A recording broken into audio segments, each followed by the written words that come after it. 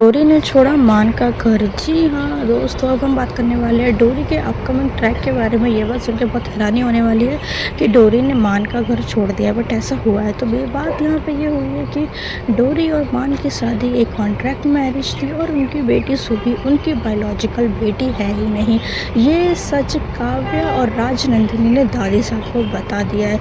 जी हाँ, अब अगर इतना बड़ा सच दादी साहब तक पहुँचेगा, सभी घर वालों तक पहुँचेगा, तो कोई ना कोई तमाशा तो यहाँ पे होने ही वाला है। तो बस ऐसा ही कुछ यहाँ पे होते हुए नज़र आया है कि कि जब जब दादी साहब को ये सारी सच्चाई पता चली, तो यहाँ पे दादी साहब ने और सभी घर वालों ने दोनों की डोरी को और उसकी बेटी सुबी को घर से बाहर निकाल दिया।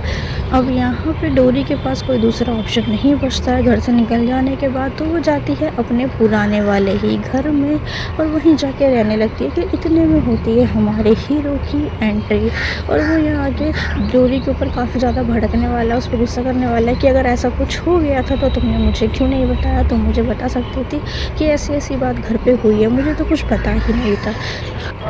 और यहाँ पे बहुत अच्छे अच्छे बड़े बड़े डायलॉग मारने वाला है उसे इम्प्रेस करने के लिए। एज़ यूजुअल वो हीरो वाला काम यहाँ पे करेगा।